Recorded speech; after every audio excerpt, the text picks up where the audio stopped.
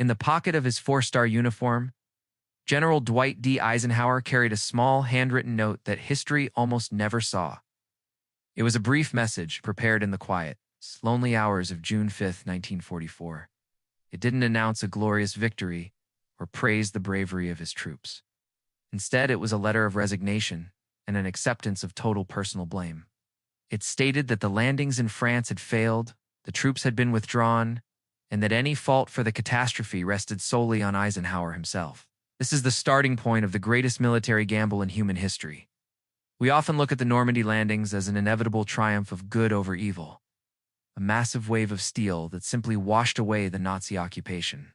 But if you were standing on the pebble-strewn beaches of England in the summer of 1944, looking out at a horizon filled with 7,000 ships, you wouldn't feel the certainty of victory. You would feel the crushing weight of a strategy that was so complex, so fragile, and so reliant on luck that it almost seems impossible it worked at all. Why did the most powerful commanders in the world choose a path that relied on a weather report, a double agent, and a ghost army? Was D-Day a masterpiece of planning, or was it a desperate roll of the dice that just happened to land on the right side of history? To understand the strategy of D-Day, we have to look back at the state of Europe in early 1944. Adolf Hitler had spent years turning the coast of France into what he called Festung Europa, or Fortress Europe. From the tip of Norway down to the Spanish border, the Germans had constructed the Atlantic Wall. This was a terrifying network of millions of mines, thousands of concrete bunkers, and massive artillery batteries capable of sinking a battleship from miles away. The man in charge of this wall was Field Marshal Erwin Rommel, the Desert Fox. Rommel knew that Germany could no longer win a long war of attrition. His strategy was simple. The war would be won or lost on the beaches. He believed that if the Allied invaders weren't stopped in the first 24 hours, the sheer industrial weight of the United States and Britain would eventually crush the Third Reich. This created a strategic all-or-nothing scenario. The Allies didn't just need to land. They needed to land with such overwhelming force and surprise that the Atlantic Wall would crumble before the German panzer divisions could react. The first great strategic challenge for the Allies was a geographical one. Where do you land 1,000,000 men? The most logical choice was the Pas-de-Calais. It was the shortest distance across the English Channel, meaning more trips for supply ships and more air cover for the troops. The Germans knew this, and they packed Calais with their strongest defenses and most elite divisions. The Allied planners, led by Lieutenant General Frederick Morgan, looked further west to Normandy. Normandy had wide sandy beaches, but it lacked a major port. Without a port, an army cannot survive. It needs thousands of tons of fuel, food, and ammunition every single day. The decision to choose Normandy was the first great strategic gamble. The Allies decided that they wouldn't capture a port, they would bring one with them. This decision looked logical on paper, but in reality, it required a level of engineering that had never been attempted in the history of warfare. It meant that the success of the entire invasion rested on the ability of engineers to build artificial harbors in the middle of a combat zone. Once the location was set, the Allies launched the most elaborate con in history, Operation Bodyguard. The goal was to make Hitler believe the attack was still coming at Calais. This wasn't just about spreading rumors. It was about creating an entire fake reality. They had built a ghost army in southeast England, directly across from Calais. They set up thousands of inflatable tanks, wooden airplanes, and empty barracks. They even used speakers to play the sounds of tank engines and radio operators to broadcast fake messages about a First United States Army group commanded by General George S. Patton. This choice of commander was a stroke of genius. The Germans respected and feared Patton more than any other Allied general. By placing him in charge of a fake army, they made the deception believable. Historians still debate whether Hitler truly fell for it, but the result speaks for itself, even weeks after the real D-Day had begun. Hitler kept his strongest divisions at Calais, waiting for a main attack that would never come. This single strategic deception likely saved hundreds of thousands of lives. But even with a ghost army, the Allies faced a mathematical nightmare. The landings required a very specific set of conditions: a late spring moon for the paratroopers to see their targets, and a low tide at dawn so the infantry could see and destroy the underwater obstacles Rommel had placed on the beaches. In the entire summer of 1944, there were only a few days when these conditions aligned. The date was set for June 5th. Then, the weather turned. A massive storm rolled in, turning the English Channel into a churning graveyard of gray water. If the fleet sailed, the men would be too seasick to fight, planes wouldn't be able to see their targets, and the landing craft would be smashed against the rocks. Eisenhower faced an agonizing choice. If he delayed, the secret of the invasion might leak, and the tides wouldn't be right for another 2 weeks. If he went, he risked a total massacre. Guess, this is where human judgment becomes more important than any military textbook. Eisenhower listened to his chief meteorologist, James Stagg, who predicted a tiny window of better weather on June 6th, with 2 words, "Okay, let's go." Eisenhower set the machinery of death in motion. The strategy of the landing itself was divided into 2 phases, the airborne and the amphibious. Before a single soldier hit the sand, thousands of paratroopers from the 82nd and 101st Airborne Divisions were dropped behind enemy lines in the middle of the night. Their mission was arguably the most dangerous of the war. They had to capture key bridges and road junctions to prevent German reinforcements from reaching the beaches. However, the drop was a disaster of chaos. Pilots, blinded by clouds and anti-aircraft fire, dropped men miles away from their targets. Soldiers landed in flooded swamps and drowned under the weight of their gear. But strangely, this chaos became a strategic advantage. Because the paratroopers were scattered everywhere, the German commanders grew confused. They reported attacks in dozens of different locations, making it impossible for them to figure out where the main force was.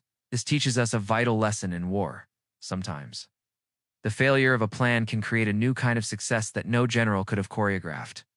As the sun began to rise on June 6th, the naval bombardment began. This was the strategy of maximum suppression. Thousands of tons of steel were rained down on the German bunkers. The belief was that the shock of the shelling would daze the defenders and destroy their guns.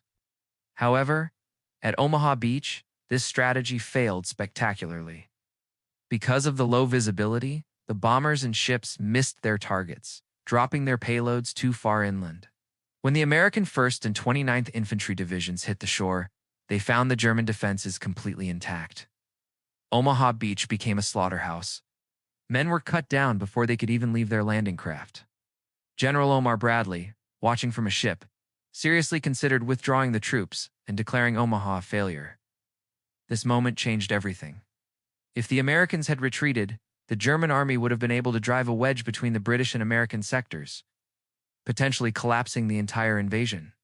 The reason Omaha didn't fail wasn't because of a brilliant new order from a general. It was because of the initiative of the individual soldier. Small groups of men, led by junior officers and sergeants, realized that staying on the beach meant certain death. They used Bangalore torpedoes to blow holes in the barbed wire and began to scale the cliffs directly under enemy fire. This shift in strategy from a massive organized wave to small, decentralized hunter-killer teams is what eventually broke the German line. Commanders later realized that while the grand strategy gets the men to the beach, it is the spirit of the individual that gets them off it. This is a point history books rarely explain in detail. The Allies didn't win Omaha Beach by following the plan. They won it by abandoning the plan when it failed and trusting the men on the ground to find a way. While the Americans were struggling at Omaha and Utah, the British and Canadians were executing their own strategic variations at Gold, Juno, and Sword Beaches. Their secret weapon was Hobart's Funnies. These were specialized tanks designed by Major General Percy Hobart. There were tanks with giant flails to explode mines, tanks that could carry bridges, and even tanks that could swim. The Americans had rejected many of these designs, preferring standard Sherman tanks. This was a significant strategic disagreement. The British believed that technology should do the heavy lifting, while the American command put more faith in sheer numbers and infantry grit. At Gold Beach, the Funnies were incredibly effective, clearing paths through the obstacles in minutes. This contrast highlights a fundamental truth of the Normandy campaign. There was no single Allied way of fighting. It was a coalition of different military cultures, bringing their own ideas to the table. And the success of DAD depended on the sum of these different parts working together. Now, let us look at a section of the story that is not usually discussed: the strategic role of the French resistance in the Railroad War. In the weeks leading up to D-Day, the Allies didn't just bomb the beaches. They launched a massive campaign to destroy the French infrastructure. They bombed every bridge over the Seine and Loire rivers. They used the resistance to blow up thousands of miles of railway tracks. The goal was to turn Normandy into a strategic island. If the Germans couldn't move their panzers by rail, they would have to drive them on the roads in broad daylight, where Allied fighter bombers would pick them off one by one. This isolation strategy was incredibly controversial because it meant killing thousands of French civilians in Allied bombing raids. General Charles de Gaulle was furious, but Eisenhower insisted. This decision looked logical from a military standpoint, but it was a moral nightmare. It shows the cold, hard edge of D-Day strategy. To save the continent, the Allies felt they had to partially destroy the people they were trying to liberate. The German response to the landings was paralyzed by a strategic flaw at the very top of their command. Rommel and von Rundstedt, the two senior German commanders in France, disagreed on how to use their tank reserves. Rommel wanted the tanks right on the beach, while von Rundstedt wanted them held back to launch a massive counterattack once the Allies had landed. Hitler, in his typical style, chose a compromise. That was the worst of both worlds. He split the divisions and decreed that none could be moved without his personal permission. On the morning of June 6th, as the world's largest fleet appeared off the coast, Hitler was asleep. His staff was too terrified to wake him, and they refused to release the panzer divisions without his word. By the time Hitler woke up at noon, the window of opportunity to throw the Allies back into the sea had closed. This single mistake changed everything. It proves that even the most powerful army in the world is useless if its command structure is built on fear rather than efficiency. As the first day ended, the Allies had achieved the impossible. They had a foothold in France. But the strategy now shifted from landing to survival. This is where we must discuss the most incredible and overlooked engineering feat of the war: the Mulberry Harbors. Oh. Since they hadn't captured a port, the Allies towed massive concrete caissons across the channel and sank them to create two artificial harbors, the size of small cities. One of these was destroyed by a storm a week later, but the other, at Hermanches, became the lifeline of the invasion. For months, it moved thousands of tons of supplies every day. Without this portable port, the strategy of D-Day would have been a hollow victory. The Allies would have been trapped on the coast and eventually starved out. This section of history reminds us that wars are not just won by soldiers with rifles, but by the logistics of the engineers who keep those rifles firing. Equally fascinating is the story of Pluto, the pipeline under the ocean. Allied planners knew that tanks and trucks need millions of gallons of fuel. They relied on slow, vulnerable tankers. The Germans would sink them. So, they developed a secret plan to lay flexible oil pipelines across the floor of the English Channel. It was an engineering miracle that is rarely mentioned in standard history books. These pipelines allowed the Allies to pump fuel directly from England into the heart of France. This industrial strategy was the hidden engine of the DA's success. It allowed the Allied armies to stay mobile and aggressive. While the Germans were constantly running out of gas and forced to abandon their tanks, the unique tragedy of the D-Day strategy was the bocage. After the landings, the Allies found themselves trapped in a landscape they hadn't properly planned for. The ancient hedgerows of Normandy turned every field into a separate battle. The strategy of a fast breakout collapsed into a slow, grinding slaughter. This was a massive intelligence failure. The Allied planners had used aerial photographs, but they hadn't realized how thick and impenetrable these earthen walls actually were. This mistake cost thousands of lives and delayed the end of the war by months. It serves as a powerful reminder that no matter how much you plan, the reality of the ground will always find a way to surprise you. This hedgerow hell was the price paid for a strategy that focused too much on the beach and not enough on what lay behind it.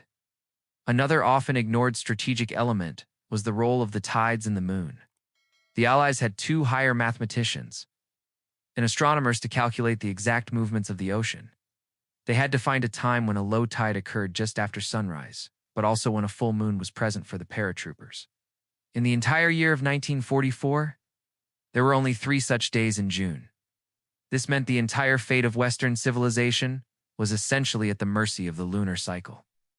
If the storm on June 5th had lasted 1 day longer, the invasion would have been postponed for a month.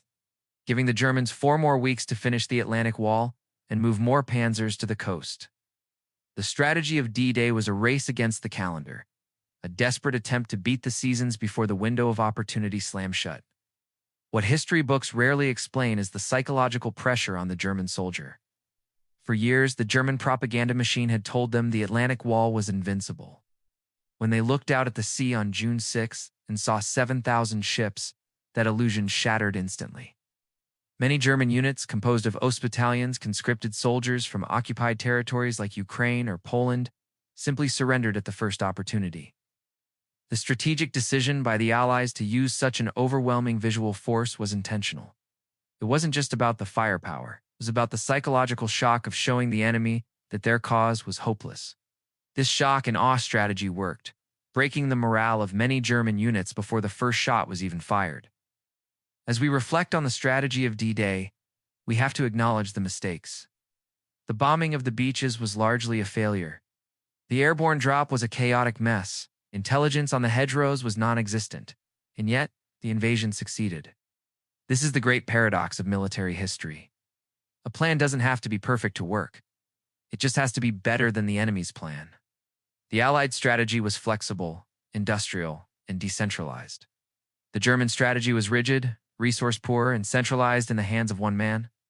In the end, DID was won by the side that could adapt to its own mistakes. This is the true lesson of the Normandy landings. Success in war is not about avoiding chaos, but about managing it better than your opponent. The ending of the D-Day story is not found in a summary of the casualties or a map of the territory gained. It is found in the consequences of the decisions made by men like Eisenhower and Rommel. Because of the success of Operation Cobra and the breakout that followed D-Day, the back of the German army in the West was broken.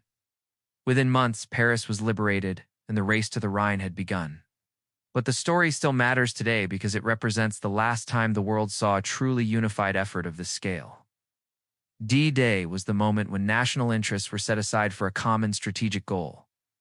It was a project that required the cooperation of meteorologists, mathematicians, double agents, engineers, and teenage boys with rifles. It remains the ultimate example of what humanity can achieve when it focuses its entire industrial and intellectual capacity on a single point in time.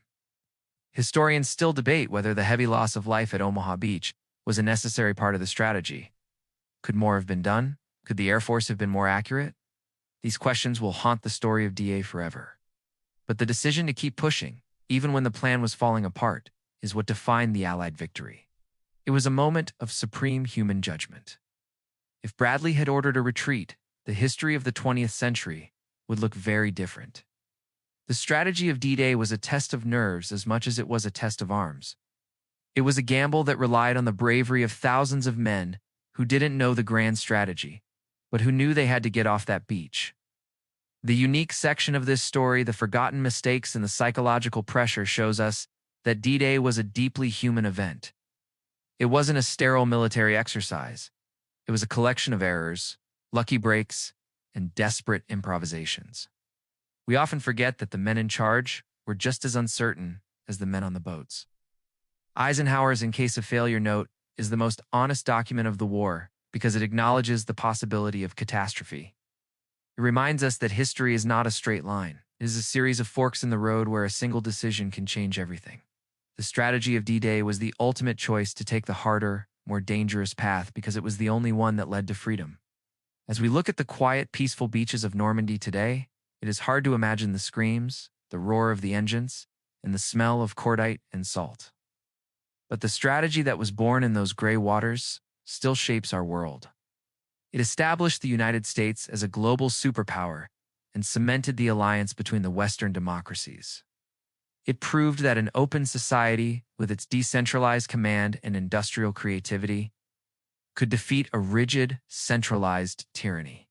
The legacy of DAI is the world we live in today, a world where the Atlantic Wall is a memory and the beaches are for children to play on. This is why the story still matters. It is a reminder that even when the odds are impossible and the plan is flawed, the right decision, made for the right reasons, can move the world. The final closing thought on the D-Day strategy must be one of reflection. We often focus on the day of days, but we should also remember the years of planning that made it possible.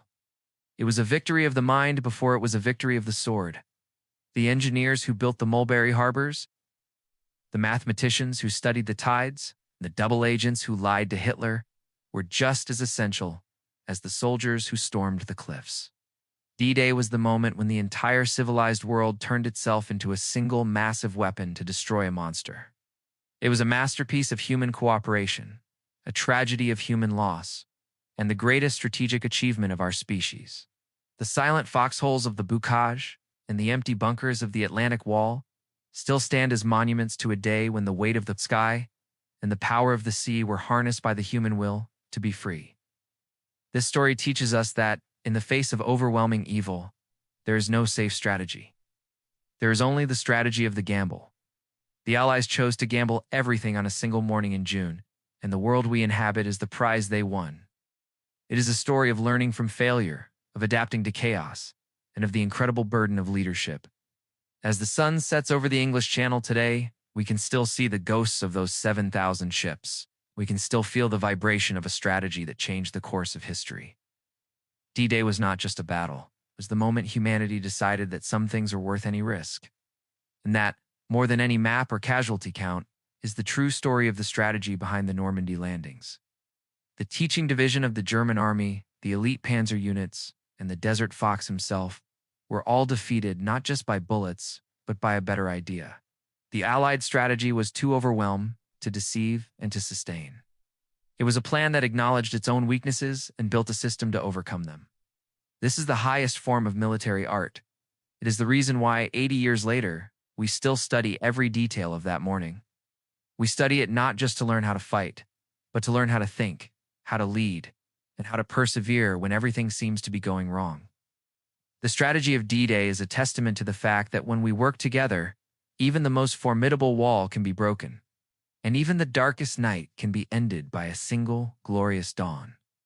In the end, General Eisenhower never had to release that note of failure. He tucked it away, a private reminder of how close the world came to a very different fate. That note is perhaps the most important part of the entire D-Day strategy. It represents the humility and the accountability that are the hallmarks of a true leader. It tells us that the greatest victories are not won by those who are certain they will win, but by those who are aware of the possibility of defeat and choose to move forward anyway.